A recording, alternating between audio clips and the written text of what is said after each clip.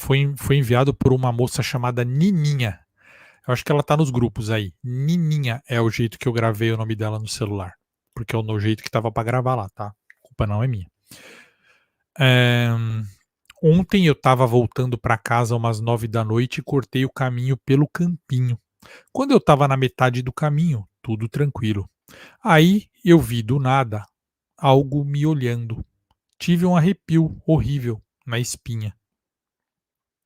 Eu parei e comecei a olhar e procurar em volta, mas eu não vi nada de cara mesmo. Só sentia que tinha alguma coisa me olhando. O campo estava quieto demais. Aí eu vi, no meio do campo, um pouco mais para frente, uma sombra. Só que não era uma sombra normal. Parecia algo mais denso, como se tivesse se mexendo, mas de um jeito estranho. E aí, Luciano, os olhos dela eram horríveis. 2 pontos brilhantes, tipo um brilho amarelado que parecia atravessar a escuridão. E eles não piscavam, só ficavam fixos em mim. Eu fiquei plantada. Imagina que horror isso, hein? Você olha longe, você tá sozinho num campo, você vê lá longe uma sombra com os 2 olhos brilhando amarelo te olhando. Não é fácil. Aí eu não conseguia entender o que era aquilo. Parecia grande, mas ao mesmo tempo sem forma. Como se o corpo mudasse de forma, se contorcesse o tempo todo. Não era nenhum animal que eu já tivesse visto. E olha que a gente cresceu no mato, então eu sei diferenciar um bicho do outro. Não dava para entender o que era aquilo. Minha respiração ficou ruim. Eu uso bombinha. Eu senti com meu coração batendo na garganta. Tentei dar um passo para trás, mas as minhas pernas não obedeciam. Parecia que eu estava presa naquele momento. Foi um pavor que eu nunca senti antes, uma sensação de que se eu não saísse dali naquele instante, algo muito ruim ia acontecer. Depois de uns segundos ou minutos, sei lá, perdi a noção do tempo, eu consegui me mexer. Dei meia volta e comecei a correr com tudo o que eu tinha. Eu nem olhei para trás, só focava no caminho da minha casa. Quando eu estava na metade do campinho, olhei para trás e a sombra estava parada na beira do campo, quase na mesma posição. Os olhos brilhantes ainda me seguiam. Eu estava só, mas eu sei que se eu tivesse com mais alguém, essa pessoa veria também, porque era algo físico. Peguei minha bombinha, usei e corri de novo. Cheguei em casa com o coração disparado e o pior é que eu ainda sinto que essa sombra me observa, como se aqueles olhos estivessem gravados no meu cérebro, na minha mente, me perseguindo. Eu juro, nunca mais passo por aquele campo à noite, seja lá o que for aquilo. Eu não quero ver de novo.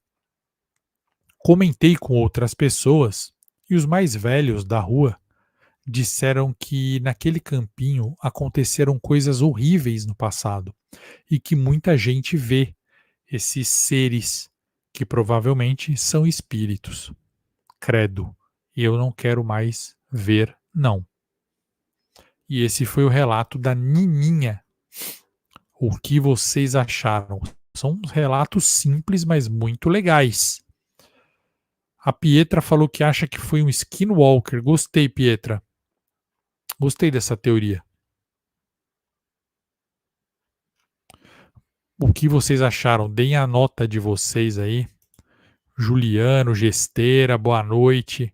Se você tiver alguma ideia, coloca aí para a gente ver as suas teorias também, tá bom? Invadi a frequência para te pedir um favorzinho de chocolate. Não se esqueça de curtir esse relato, se inscrever no nosso podcast, se inscrever também no nosso canal de YouTube e seguir a gente nas redes sociais.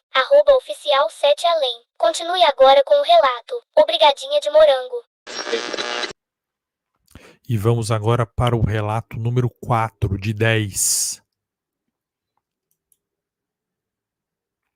Fotógrafo do trem. O fotógrafo do trem. Relato número 4. O fotógrafo do trem. Esse aqui é legal. Vamos lá. Eu pegava o trem todo dia para ir para o trabalho. Então, faz uns 3 meses que eu comecei a notar um cara que sempre estava no mesmo vagão que eu, quase no mesmo horário. A gente começou a trocar ideia. Coisa boba no começo, tipo reclamar do atraso do trem, do calor, essas coisas. O nome dele era Carlos, ele tinha uns 50 anos, sempre bem arrumado, com casaco marrom, camisa social e tal. Ele lembrava meu vô. Carlos sempre parecia ter uma história interessante para contar, ele falava de tudo. Da época que ele trabalhava como fotógrafo, dos lugares que tinha conhecido, até de um acidente que tinha acontecido na linha do trem uns anos atrás. Ele era gente boa pra caramba. A gente se encontrava quase todo dia. Não era todo dia que nossos horários batiam. E ele sempre tinha uma foto para me mostrar. Eram fotos antigas da cidade, de quando as coisas eram diferentes. Menos prédios, mais áreas verdes. Achei que o cara tinha um estilo meio nostálgico, mas que era interessante. Um dia o trem atrasou mais que o normal e a gente ficou ali, eu e ele batendo um papo.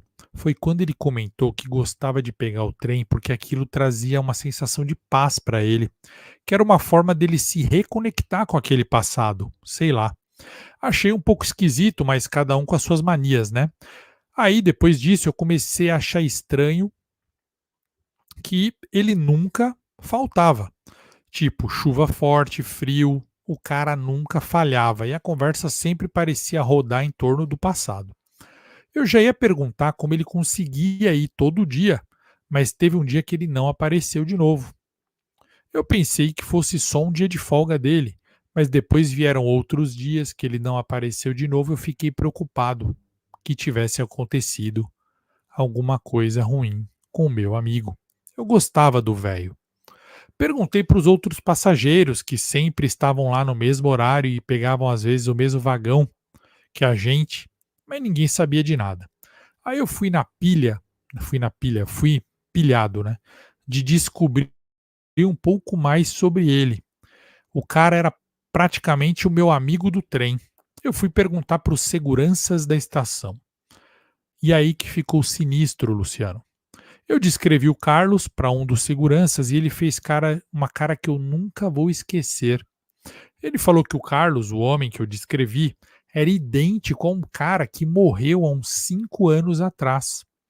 Eu pensei que não podia ser o mesmo, claro, mas o segurança falou que o senhor que tinha morrido era um fotógrafo que sofreu um acidente caindo na linha. Eu tremi tanto que o supervisor me fez sentar em um banquinho. Eu sentei.